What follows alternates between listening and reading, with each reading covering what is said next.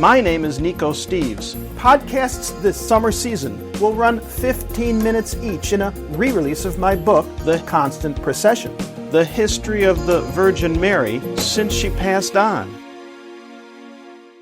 I'd like to thank you for your listening to these weekly Constant Procession podcasts, and also for purchasing plus spreading the word about my book, The Very Fine Light, which is available on Amazon.com. This summer I'll also be traveling to complete my next book, and I will be bringing you a few reports from the field about this upcoming book.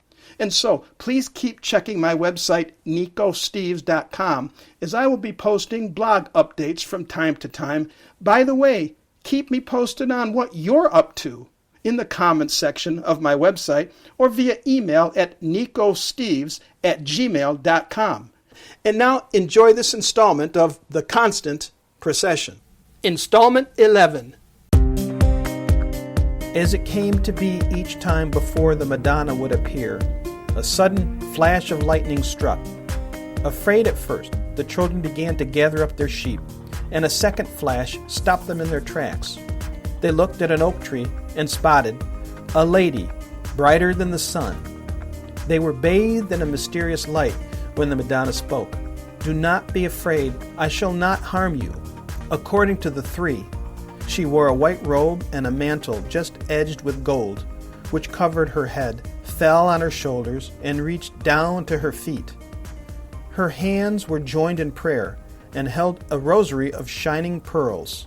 Summoning courage, Lucia asked the lady her name, and Lucia heard, "I come to ask you to come here for 6 months in succession on the 13th day at the same hour. Then I will tell you who I am and what I want." The ethereal woman asked for recitation of the rosary every day to end the war and bring peace.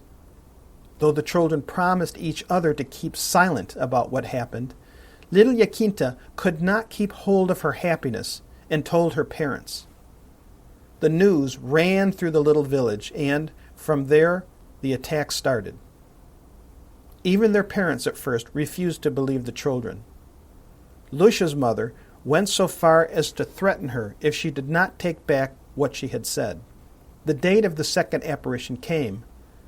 Some people, curiosity-driven, followed the children, but the parents did not go, perhaps to avoid more criticism and embarrassment. The Paris vicar, Reverend Marquis Ferreira, chose to stall as he doubted the story told by the children. Lucia's mother had been the most severe. However, the mother of Francisco and Jacinta reproached her children, but deep in her heart she believed them, and they had never lied before. By the time of the third month and the third apparition, 4,000 to 5,000 people came. The children were pestered, and at the same time accused of being liars. Lucia felt depressed with these developments, and so requested Our Lady for some miracle that would do away with all doubts. "Continue to come every month. In October, I will tell you who I am and what I want, and I will show you a great miracle so that everyone may believe." Unknown to the world for a long time is that some of the most extraordinary facts of these apparition meetings remained secret at the Madonna's request. Lucia wrote in her memoirs, "The secret consists of 3 different things, though they are closely connected. I shall refer to 2 of them, for the third must remain as yet unrevealed." From the official Vatican committee known as the Congregation for the Doctrine of the Faith, after a period of time, revealed these first 2 Fatima secrets. The first secret, a vision of hell, quote, "An ocean of fire in which were plunged, charred, and burnt both devils and souls with human shape." The second secret, "If you pay heed to my request, Russia will be converted and there will be peace. If not, Russia will spread her errors through the world, causing wars and persecutions against the Church. Many will suffer martyrdom. The Holy Father will have much to suffer, and several nations will disappear." In the meantime, the name of Fatima began to spread everywhere, and the civil authorities, then anti-religious, started a very serious opposition, first by repeated questions to the children.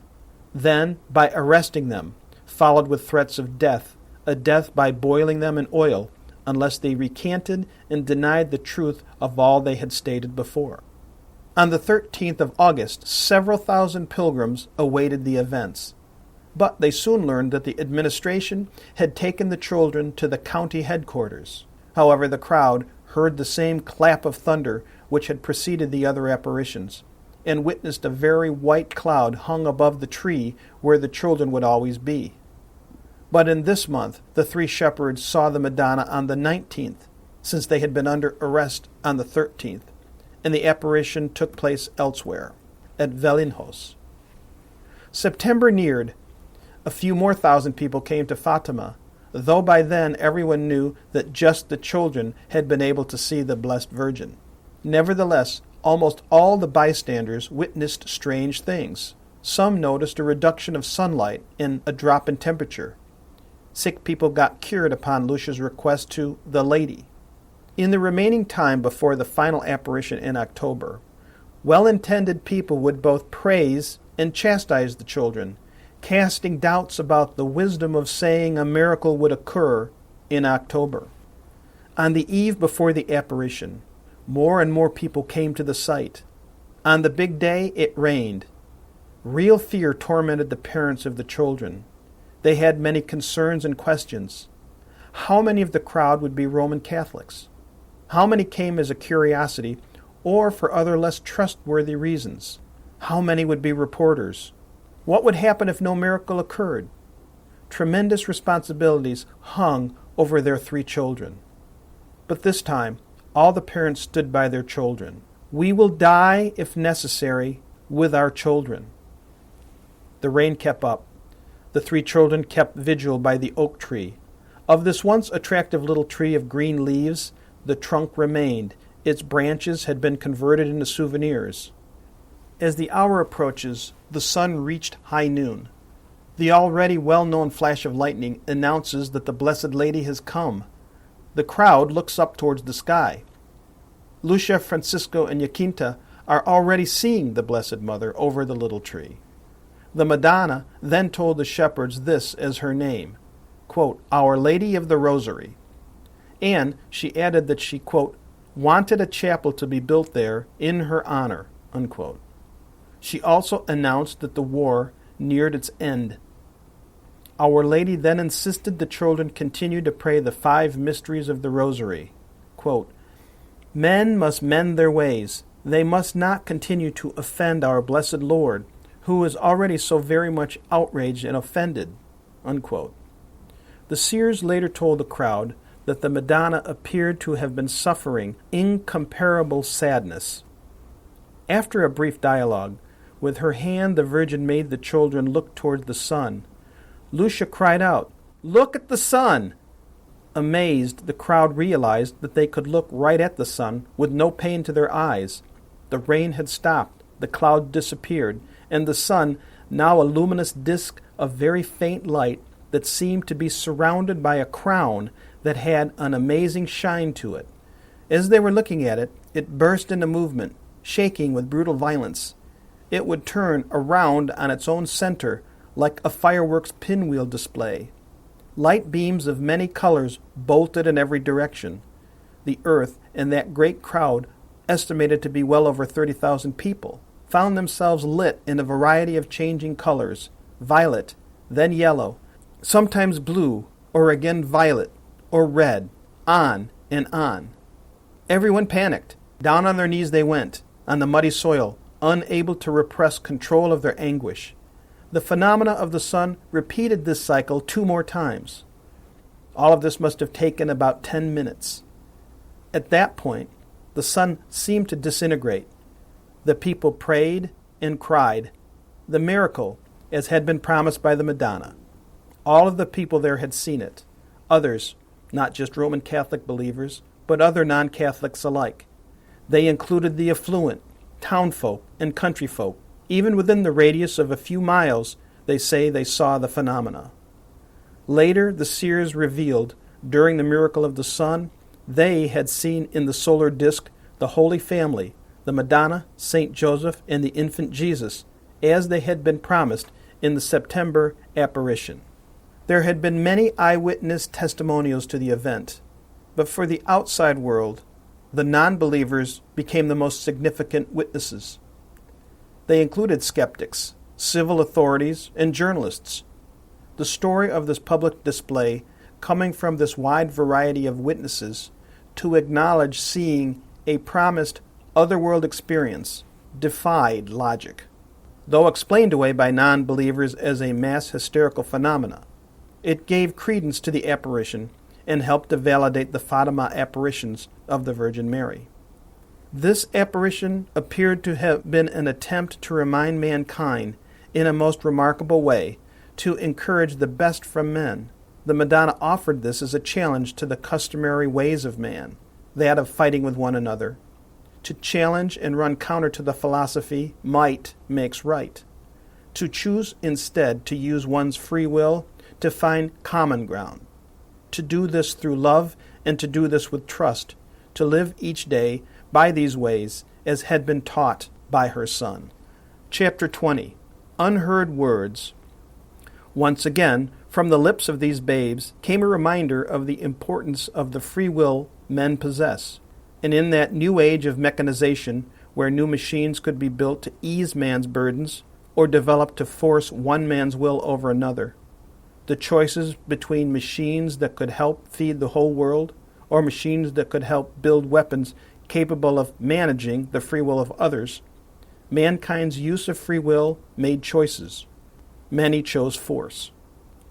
With the brutality of World War I so heavy upon them, mankind still proceeded on the same course, with little regard to the messages from these little kids. And for the communists in Portugal, they, for their part, in those times, kept a stranglehold over the country.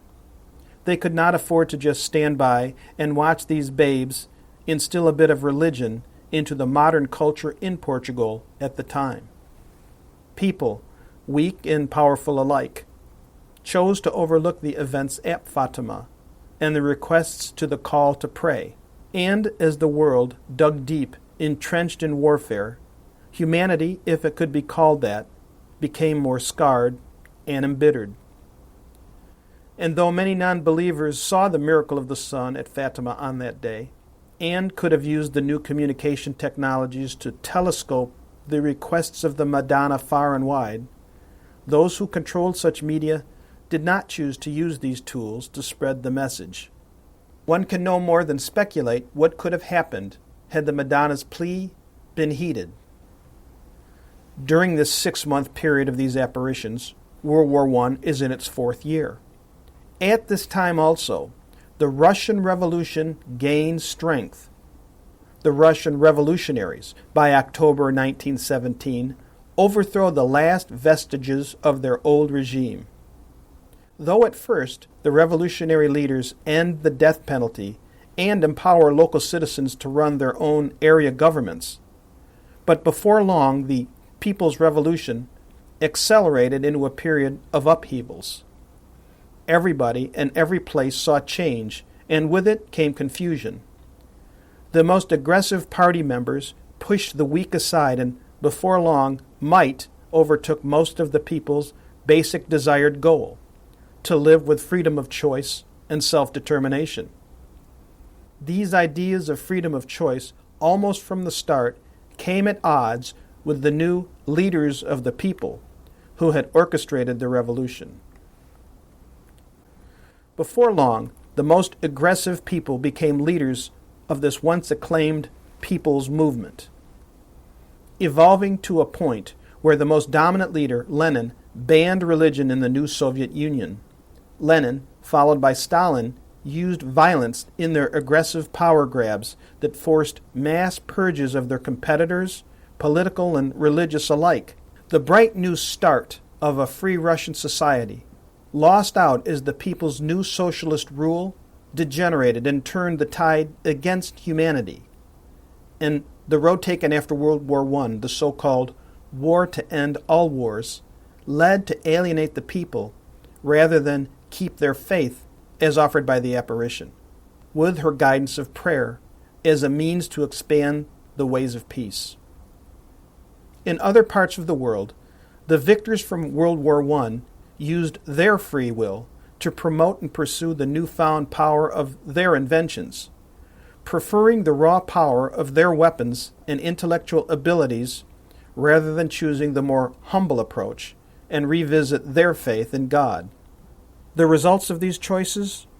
It empowered the more aggressive and vocal, those whose preferred choice again and again came to be might makes right. These leaders paid lip service to the humble way of faith and prayer, as offered by a belief in God. Seldom considered due to the emotional horror of lost life in any violent conflict, is the additional toll these losses take. Coupled with the loss of loved ones, is the loss to society of the best minds. This creates a vacuum in leadership, since among the numbers of people lost in battle is an unknown number of the best and brightest. When a war hero is asked to reflect about their acts, almost every one of them want first to acknowledge those who didn't return from battle. Perhaps it is they alone who understand the proportion of this loss. They remember those fallen warriors as people who had gifts, talents, and beliefs that may have better guided the homeland had they returned from the field of battle.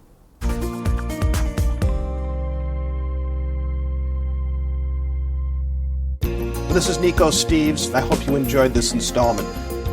My book, The Very Fine Light, can be found using the title The Very Fine Light on Amazon.com. Please feel free to contact me at nicosteves.com. That's Nikos Steves, Steves.com. If you like this episode, and for more, share them with friends. This is Nico Steves. Thank you. See you next time.